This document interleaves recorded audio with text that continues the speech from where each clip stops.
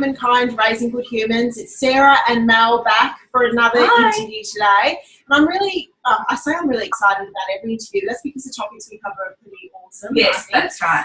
So today's interview, we're starting to look at the online world and how as parents we tackle the online world. It's such a massive topic and there's so many different elements that we need to, I guess, cover. I probably won't be able to cover them all today, but we'll try. So today we're talking to Shona Innes. She's a clinical and forensic psychologist, and she's also the author of the Big Hug series of books. Yes. So she sees a range of clients day in, day out, children, and I believe that a lot of what she sees is related to the online world. So we might start off with asking you, Shona, I have tweens, Mel has teens. The online world, it goes from worrying about screen time to worrying a bit more about the actual online world. So how much of issues around the online world do you see in your practice on a daily basis? Yes, I do see them every day, and in lots of different ways. So because I'm a clinical and a forensic psychologist, I see the ways that it's interfering or affecting mental health in young people, and the way that they're socialising, and also the way that they get joy from the world as well. So yes, I'm mindful that the internet has probably way more good associated with it than evil. We wouldn't be able to do this without the internet. So we have to keep that in perspective. I remember back in the day, it was my parents concerned about us watching too much television. And the evils that would cause. Obviously, the internet is way more sophisticated than that. As a forensic psychologist, I deal with the really deep end of internet evils, if you like. So I work with young people who are often in trouble with the law for things that have occurred on the internet or have been offended against in online environments as well.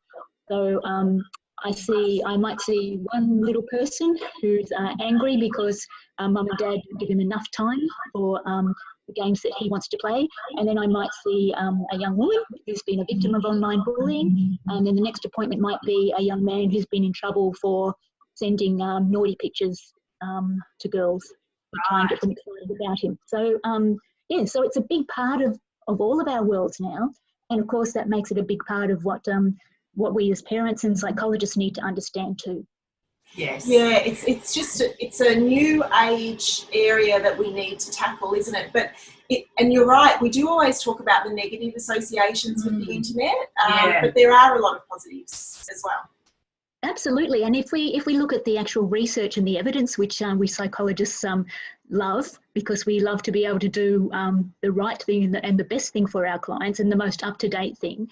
The tricky part about that now is that good research takes a long time to get, and the internet is still so relatively new in terms of how we can see things developmentally. We need to have it to be using it for a while before we can see if there are any effects. And there hasn't been anything that's been particularly nasty about the internet. There have been some research. Some research has suggested that there are issues. Some research has suggested that there are no issues. And of course, that depends on what it is they're researching. But pretty much it is like the real world, if you like, in that some young people are going to be more vulnerable to certain aspects of the internet than others. And even just among the children in our own families, we can kind of predict which ones are going to get into what sort of strife. Well, exactly. Just knowing them. It reminded me of when I was younger, my brother used to sit this far from the TV, where I would like watching TV, but give or take, but you literally couldn't have a conversation with my brother, and he used to sit this close. It's the same thing. He would be the same. And none of his bits fell off for sitting that close. Those are the sort of things that we used to kind of be told. There were these horror stories about what would happen, if we watched too much television. And there's plenty of horror stories around about the internet. There's also fabulous things happening on the internet to help young people. And we do know that it is especially important for people who have social anxieties. I have some beautifully introverted friends, and I've almost found out so much more about them on social media than I would maybe if I was meeting them at a party. And so there is that wonderful social aspect that allows people to, open up a little bit more about themselves. And of course, that's also the same space that can cause problems. Now, the thing about tweens and teenagers is that we know a lot more about their brains now than we did back in the day, and we've still got way more to know about brain development as well. But what we know is that there is the changes in the brain make the internet, and especially socializing on the internet, much more attractive in the teenage years than perhaps at other times in the lifetime as well. So the brain is an amazing piece of equipment that we will never, well, to this day, we've not been able to replicate in any other way. We still haven't, despite all this technology, we still haven't been able to create a brain. It's a fascinating thing. So everybody has a different one as well, which makes it, again, difficult to make rules that are going to fit everyone. But in the teenage years, well, we know that puberty changes the outside of our bodies in certain ways, makes us maybe a bit smellier and hairier than we were before puberty. But there are also lots of inside changes as well, lots of changes to the brain. Now, the brain grows, kind of different parts of the brain grow at different rates than other parts. And so what we have in the teenage years is this kind of massive turning on and development of the social and emotional parts, the social and emotional centres of the brain. They really start to kick in. But the being able to kind of think like a parent, being able to make good decisions and weigh up pros and cons, that bit is the last bit to be fully myelinated or fully developed. That can take up until 25 years in boys and 23 years in girls. So hang on, ladies, we've got a way to go in terms of raising kids till they're absolutely all done and dusted. So the teenage years are this period of time where the social brain is much more kind of switched on and growing a whole lot faster than the bit that says, don't dance on the table or you'll fall off. And this is exactly the reason why we've needed to have laws around P plates, for instance. So with P plates, we have a limited number of other passengers in the car. And that's because even if your young person is a really, really good driver, their brains are still going to be wired to be interested in the conversations, in the social stuff that's happening in the car, perhaps a little bit more than what's happening on the outside of the car. And by actually making those rules, we've been able to save lots of lives. I've seen the data from Vic Roads in Victoria, and you can actually see drops in the number of accidents since they've implemented those rules.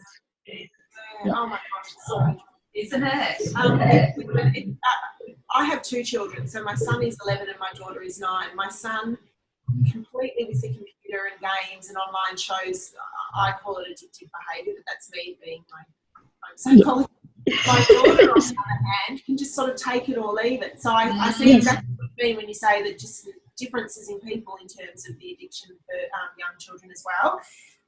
If we focus on online bullying just for a minute though, we see it everywhere, we hear about it everywhere. How big is the problem?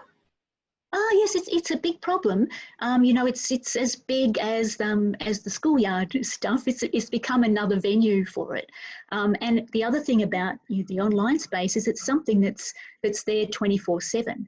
So back in the day, if you had a schoolyard bully, you faced that bully at school, and you had some respite on the weekends and after school, as long as you weren't kind of mixing in the same circles as that bully. Online, it's possibility of 24/7, and also with someone that you don't necessarily know, you haven't actually met in the real world as well. So yes, it is. If you wake up one morning and you're a child and you go, today I want to bully someone, which is clearly not what happens.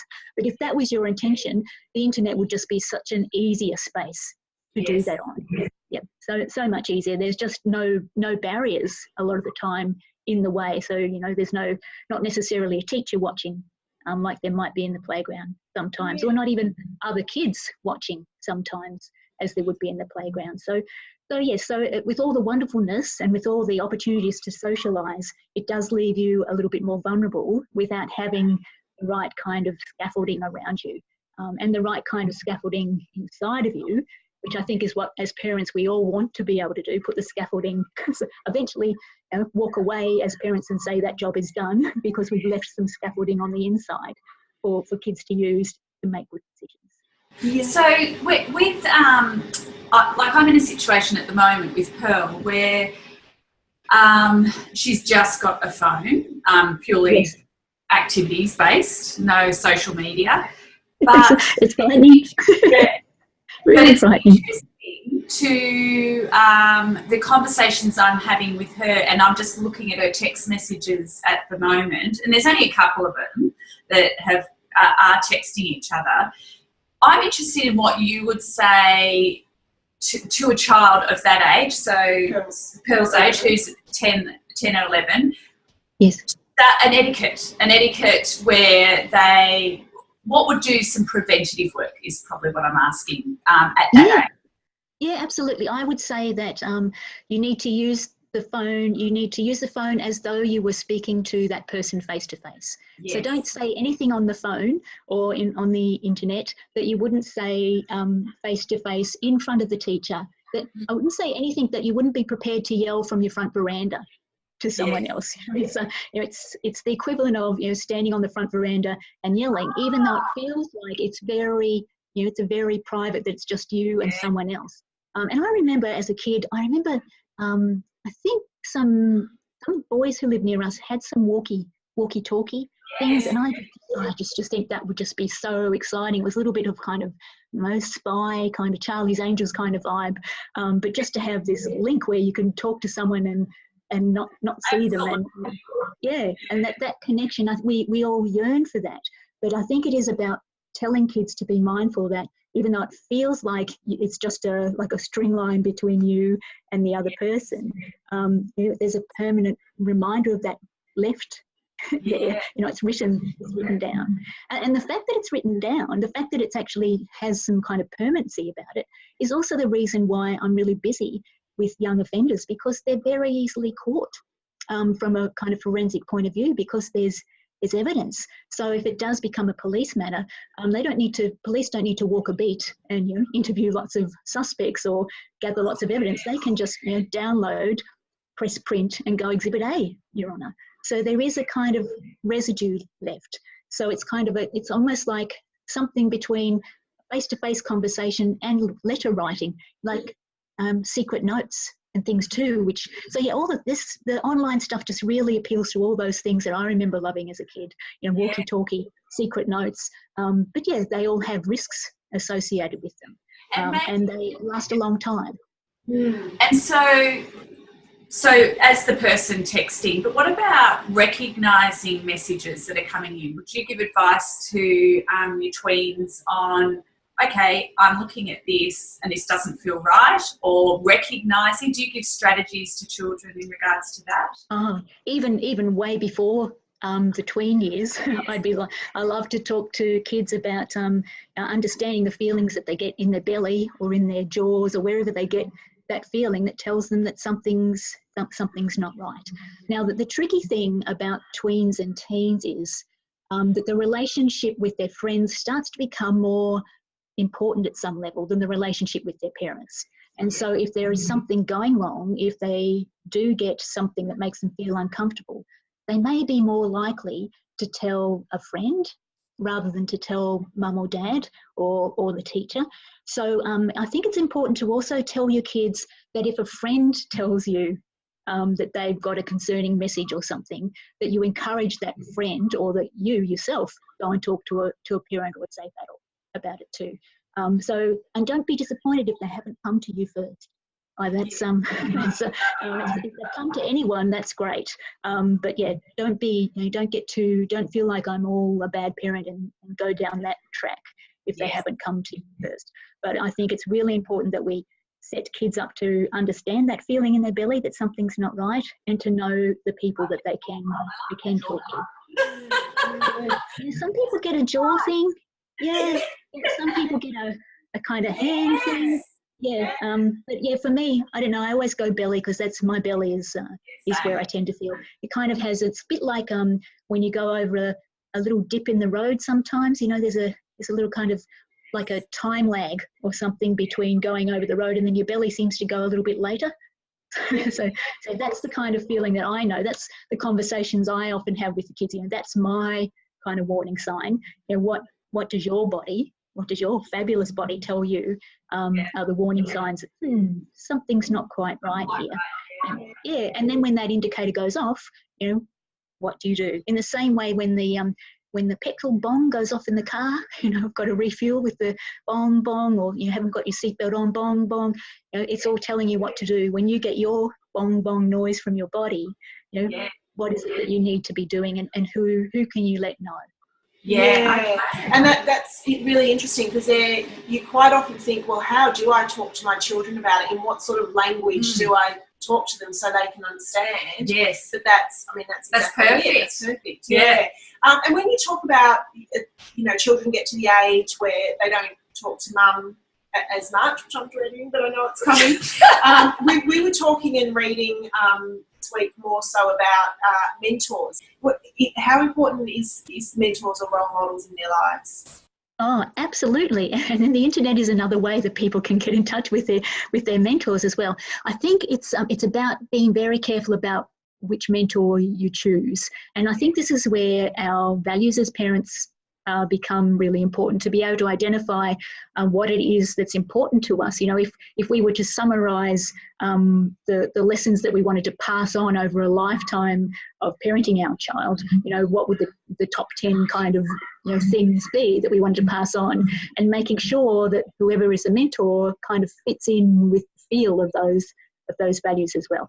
Because we know that because of the teen brain thing, and because of that socializing, positive messages and negative messages can be transmitted equally by mentors. There's lots of work that's been done over the years, and is still being done, about peers teaching peers stuff in the teenage zone, in terms of the psychology of helping them manage depression, talking about their mental health in a peer-to-peer basis, or even talking about drugs and alcohol on a peer-to-peer level as well.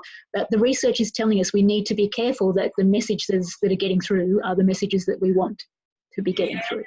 It's about being really careful about the mentors that you choose. And sometimes they come in the really kind of, I want to say bland kind of spaces, but like bland's the wrong word, just the regular spaces. I mean, you don't need to kind of have a high aspirations for a mentor, as long as they're ticking off those basic values. So it could be a sporting coach. It could be someone who's actually a tutor who's helping them with French as well as life lessons. Sometimes it's a cousin or a big brother or big sister as well. So as long as it's and as long as that mentor doesn't feel that there's too much of a burden on them in that role too, that they're happy to take that role on as well. Okay. And so if we just move back into the online bullying a little bit, what we tend to hear in the media is circumstances where the online bullying was happening and it was too late for parents to do anything about it, or parents are aware of it but are powerless to do anything about it because it is the online world. What advice do you have for parents in terms of keeping the communication lines opening and trying to know what's going on in your child's life with the online world without overstepping boundaries and trying to without doing a helicopter thing or whatever? I think it comes down to knowing your child. Knowing what is typical for your child, so that your kind of parent radar can pick up the subtleties of when something's different. So I can talk about my youngest coming home from school one day this week, and he just came home and he just had a different routine about putting his bag down and going to his room, which was was different than just going to the pantry, which is his normal teenage thing.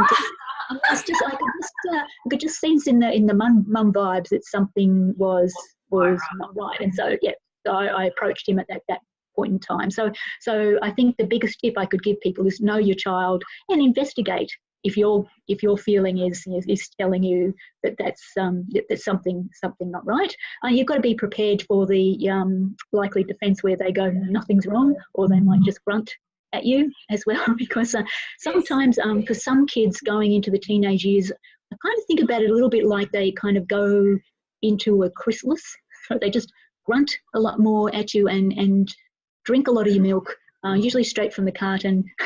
But they do emerge from the chrysalis as this beautiful butterfly, and so there is this period where they do need more time to themselves. And you're absolutely right, Sarah, you don't want to be at them all the time, but even when they're grunting at you, you kind of get to know what's a serious grunt and what's a rare grunt, and you can kind of trait your response in relation to that. So you do have to kind of adapt to speaking that language or taking on board that language as well. So knowing their baseline and knowing when that baseline dips is really important, I think. And also I think staying in touch with other parents, with the parents of friends, because often you hear something that's gone on for your child from another parent rather than from your child as well, because so-and-so's told such and such, and it's kind of come through the network. It's also just really handy when you just know the other mums, in case you are kind of, or dads, you just are concerned about a party they might be going to, or something like that, or something that you have seen, a game that they might be sharing. They might be doing a particular game. You can just, having other parents to check in also gives you that more kind of local content about what's going on as well. So there's still much to be said for having that village to raise our children, even if the village is extended to online. And I have to say, schools are doing quite an amazing job in this space too, because it's not unusual now for many children to have a computer as part of their school book list once they get to high school. So when this was happening for my older children, there was no kind of policing of that space. We didn't have the technology to police the space. A bit like I was saying before, when Mr. and Mrs. Plod don't have to walk the pavement anymore, they can monitor bullying from a distance and just download it and report. The same schools can do the same. So the schools can often pop in and see, if it's a school administered computer, they can see what's going on in the online space as well. And if there is a bullying incident, it's really important that you let the school know, because the school actually has, in Queensland here, the Department of Education has a cyber safety unit, and the people who work there have got really close connections to the different social media brands. So they can actually have, if there's something nasty that's been posted, they actually have the connections to get it taken down. So there's a lot more. I would just assume that would be in most of the state funded education departments. There is that, the technology is there to be able to intervene quite quickly if you can get a hold of it. So yes, the cyber safety unit in Queensland here can get onto those sorts of things, and they can have a conversation with Instagram or Facebook or whatever, and get things taken down, which is good to know too. So, for instance, we've recognised that something's not quite right. Yes. Yep. You sort of questioning and finding out how long before. What are the steps that we need to take as parents to go, okay, how do we respond? When do we respond? Because sometimes they come home and go, blah, blah, blah, blah, blah, blah, blah, and it can be resolved in home to That's right. that next step where you're like, yeah, we need intervention here. Need help, yeah. Yeah, I would, as a psychologist and a mum, I would go anytime I thought it was beyond me to the next level. I would much rather be accused of being, in terms of going to the school, or going to, depending on how big the school is. Sometimes there are year level coordinators. Each school has kind of got a different way that they manage that kind of pastoral care aspect of schooling. There's usually a go-to person or something. I'd much rather be seen as that naggy mum who's a bit of a nuisance by the school than have something slip through about my child. So and again, I think you'd be surprised at what schools actually know about what is going on. They do know, and they are quite prepared for it now, because it is a happening and real thing, and it's been happening in schools now for quite a few years. So they're on board with as much as they can be about what they can do about it. If it needs to get to the point where there needs to be some serious police involvement or so, then the police will be involved as well. The school will get the police involved if they think they need that level, if it's actually an offensive behaviour that's occurred online. The offence is typically using a carrier to menace and harass, is kind of the technical name of the offence, and that's actually a federal offence because the carriers are our network providers. So they're actually, dealt with at across the whole nation rather than state by state. So kind of dealing with the federal police kind of crime in that space. But the local police are getting onto it as well. As I said, it's a big part of how they police as well. So it's not just that it's a part of our children's community, it's a part of everyone's community now to be in this online space. And so rather than get anxious, be mindful that we don't know what we don't know is going on there to police these spaces as well. And I understand that schools are also now able to go through a process where they can be kind of accredited as a cyber safe school. I think it takes a couple of years. It's quite a thorough accreditation process, but different schools can be accredited as cyber safe as well, which means they have to have sort of minimum standards about security for online use in the school space. That's interesting, isn't it? It's something that comes up in nearly every interview that we have done around parenting, and that just came up with you then, is that it's okay to be an advocate for your child. So be that mum that does go to the school. If you are worried about something, don't sort of sit back and wait and ponder. If there is an issue, you have that feeling in your gut, but you're doing the right thing to go and advocate for your child and follow up and check. One of the things that I did just want to touch on before we finish up, because I'm mindful where there's so much to talk about. There is, isn't there?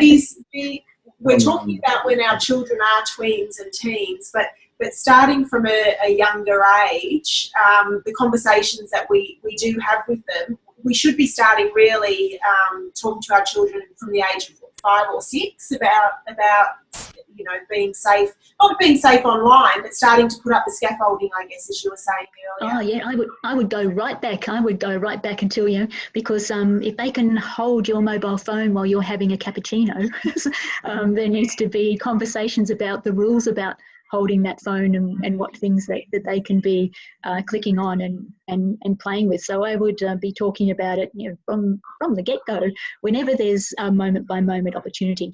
And this is the thing, I think people often bring children to psychologists because to fix or change something, which is great. It's what we do. But I don't think they understand the power of the day-to-day little everyday interactions that actually influence our children. So, that little moment where you are passing your child a phone because you really love a cappuccino and 5 minutes piece, that's a little moment where you can just have a little rhyme or exchange or something about, passing you, but it's only for this, or it's only going to be until I finish my coffee or whatever. So yeah, there are lots of little ways. It's a little sad. I know that lots of parents avoid watching the news with their children, but I think sometimes it's useful to have some way of talking about current events with children as well in a very calm and collected way. So, or even watching some TV soap operas and things. There's also often dramatic circumstances in there that you can kind of discuss in terms of, what else could they have tried? She was, clearly he was bullying her or she was bullying her. That's no good. What else who could they go to in this situation? So there are lots of little conversations that you can have every day. Lots of magazine articles, stories, lots of ways that you can kind of infiltrate and start to build that scaffolding, kind of one little conversation at a time. Yeah. Rather than kind of feeling like these things have to be taboo. And I think most parents have got that kind of inner ability to be able to go, I'm pitching this at the right level for my child. And you just need to have that just right amount of conversation that's age appropriate. Just little bits drip fed every now and then, way more powerful than waiting for something big to unfold about something that's completely taboo. And then you've got nothing to go back to that you can reference anything on. Yeah, okay. Go. No, I was about to finish up. Okay, I've got one more question. Okay. And then, so just going back to, I was talking about going to the school and talking to them about what they can do in a bullying situation. I'm interested in that gap that they come home and they go, So, because kids also tap onto the bullying term, I'm being bullied, Yes. and so it's identifying when it actually is bullying. So what is that gap that we recognise, actually, I can teach them about this, to actually this is more something that needs to go next level? Yeah, well, Mel, I think that's a perfect example. You know, if they come home and say this is bullying, and you do a quick assessment, you go, nah, that's not quite bullying. Then you would have a little conversation in that little gap right there. I think that's a perfect example of bullying. Usually, it's a repeated behaviour, and it's interesting. A lot of the young people I work with have language issues or autism spectrum concerns and the like, and sometimes they grab a word and we all do it. Sometimes we've done it where we've thought we're being sound clever if we've used this word, but the word actually doesn't mean that thing. And bullying is one of those ones that comes up sometimes. And so people think that if someone's done something and that's made me feel bad, that could be bullying. But so it is. So that's a perfect little example. Yeah. Yeah. So it's a repetitive behaviour, bullying. Yeah. And Yes. how else would you describe it? So repetitive. That it makes you feel bad. I also I just had a little thought pop into my head, and I thought without doing a blatant plug, and I do a blatant. No, we'd love you to. We'd love you to. One of the little analogies I use often with young people is the kind of concept that friendship's like a seesaw, that a healthy relationship is kind of balanced. And if you feel like you're at the bottom end and someone else is more powerful than you, then that may not be a healthy relationship. And of course, what happens is when we feel that it's out of balance, sometimes the tendency is that we want to get the balance back, so we want to push the other person down, and that's not healthy either. So I think if to have conversations using those kind of analogies where so we're actually talking about a really highly complex balance of pattern of behaviour, which is important in the domestic violence space, and it's important in just relationships counselling, in sex education. It's really important in lots of ways. But yeah, if you're talking about bullying, then the idea is that the person is constantly making you feel like you're at the bottom of the seesaw, that the seesaw is very out of whack. And then there's a conversation about, well, what can you do to get that balance back again? Are there things you can do that we can try to get the balance back again, or do we need to go and get someone else to come and go, boy, stop being a bully, we need to get this balance back again. Right. And so it's the schools. It is the schools. Sometimes that might be another parent.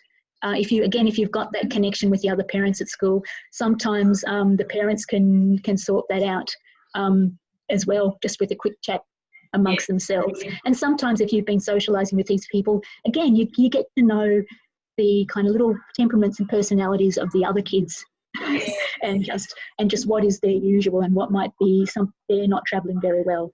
Yeah, absolutely. And for parents who are watching, you do have a range of amazing books, including Friendship is Like a Seesaw, Family is Like a Cake, all under the Big Five series. Yeah. If people who are watching who want to find out more information or might find the books useful for them, is Shona Innes psychology.com.au, is that right? Yes, well, they can even here's an email address I prepared earlier. So just in case, because I have the internet is like a puddle, which is designed to kind of talk about the dangers of the internet, using the analogy of it's fun to splash in a puddle, but there can be some characters at the bottom of it that you don't really want to put your foot on. And also in this bullying realm, the playground is like a jungle, which is my kind of Sir David Attenborough take on helping kids to be observing and watching others in the playground, and then making a good choice about who's going to give them the interactions that are going to be the ones that they're after, and who they might kind of step away from and maybe avoid a little bit. So just helping kids to just observe what's going on with others, and also those feelings on the inside of them as well. So yes, so there's 10 in the series of books now. They've just actually moving from one publishing house to another publishing house. So it's probably best in this interim period if people do get in touch with me if they're chasing them. They are around in lots of different all the usual good bookshops kind of scenario. Fabulous. Yeah, and they are fabulous books. You've kindly read them for us, and we play them on here on Little Rocks Radio. They're amazing books. So, so admin@shonainness.com, and the website is shonainnespsychology.com.au. We'll pop all of those links below and also on the website. Yeah. But thank you. We could pick your brain for hours. But, I might have to watch and find the time to listen as well. So thank you so much for joining us today. It's been my absolute pleasure. Any time, ladies. I'm happy to chat. As I said, lean over and turn on, and I can fill that space. Now we've got the Zoom happening. Yeah. Fabulous. All right. Well, thank you so much, Shona. Thanks so much. Bye-bye.